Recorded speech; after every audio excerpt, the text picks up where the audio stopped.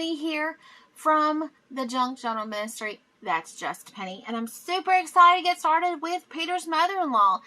Here is the PDF. If you cannot download PDF, no worries. I'll be doing a video of the lesson, of the actual study notes, not the lesson, but the study notes. Because I want you to dig. I want you to go find these scriptures and the additional scriptures and the resources. I would love for you to click on all that and view the study notes with me. And this kit, printable kit, contains a traveler's notebook, journal, papers, and scrapbook papers with some beautiful elements. So let's get started. I have an envelope, and I'm going to make a prayer pocket, or a filled pocket, as you would say. Woohoo! Okay, so here is an envelope. This is an invitation envelope, and they make wonderful pockets. They make, you cut this off, and they make absolutely wonderful pockets. However, if you intend on putting this in a journal, you may want to leave the flap on. If not, that's okay. I want to create a standalone pocket, meaning I can place it wherever I need to put it, okay? So I can actually do several things with this flap on the top, the glue part. I can cut it off, or I can just tuck it in, and it becomes a wonderful pocket. Voila! Here is your standalone pocket. Now, if you was wanting to mail these, obviously, you know, you would want to leave this on. So what I'm going to do today is I'm going to make a prayer pocket, a journaling pocket, I guess you would say. Because I want to put the notes that I have studied on about Peter's mother-in-law and put them in here. And I can either share them with someone, or I can do it blank and not journal on it and give it away to someone as a prayer pocket, as an inspirational quote pocket, just a regular filled pocket for them to journal on. You can put sticky notes if they do Bible journaling. It's a Bible journaling pocket. So however, whatever, if you want to send it as a gift to someone, put a little thank you card in there, or, you know, thoughts, prayers, whatever. So now we have to decide if you can even flip it over and use it as an additional tuck on the back. You can obviously, like if you had a journal, you could tuck it in like this. If you were going to put in a journal, tuck it in like so. I think for this pocket, I think I'm just going to actually just turn this inside, and then I can decide what I want to do with it. So it's going to need some distressing. I'm using coffee, because, and you can coffee dye this as well if you want. I didn't.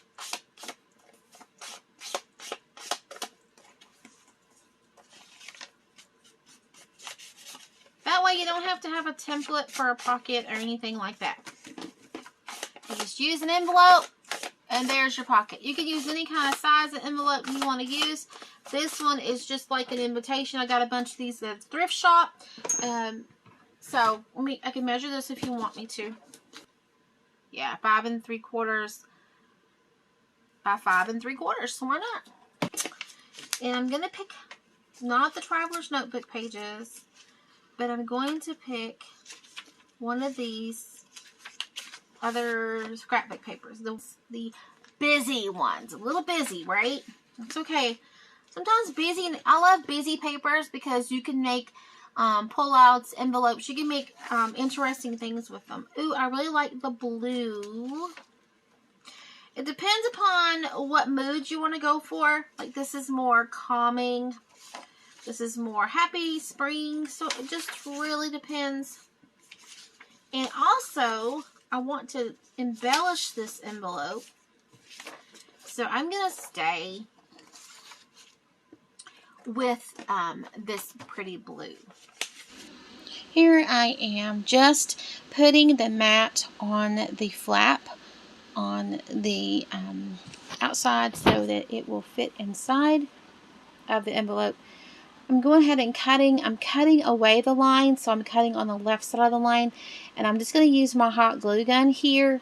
You can use whatever kind of glue that you want. I'm just using this, making sure that I drag the nozzle of my glue gun so that I won't have any excess bumps or anything like that. I'm distressing the edge because that's what's going to go inside the envelope. And now if you notice, I have the triangle already ready. Yay! For to cover the bottom of the pocket. So once you cut that flap out, you will have that triangle shape that you need. And I'm making it go down a little bit so that you can see the aqua.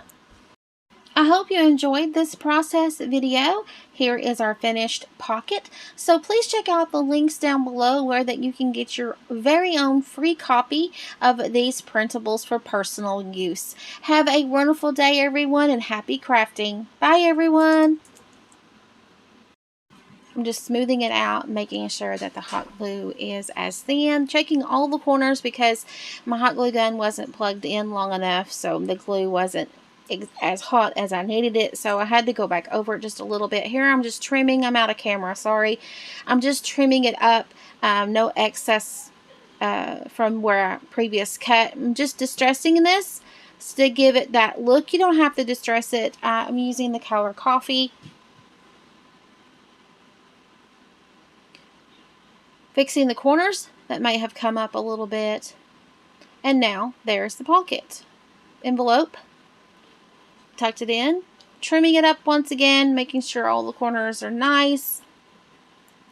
Now I'm looking for embellishments to put on, and you can just watch me work. I'm just cutting out the sticky notes.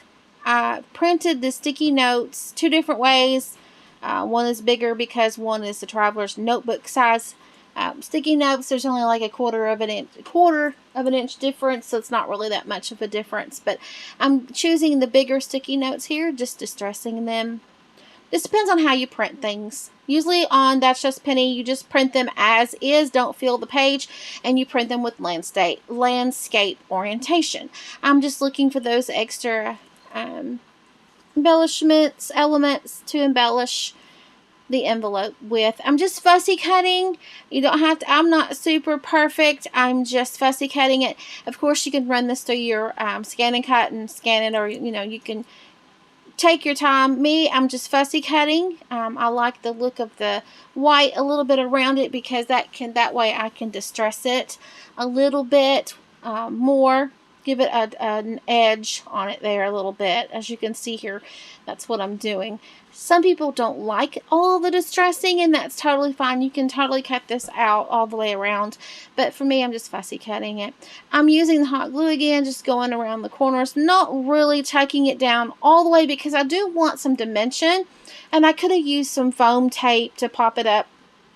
But if I'm going to mail this, I really need it to be, stuck down really well.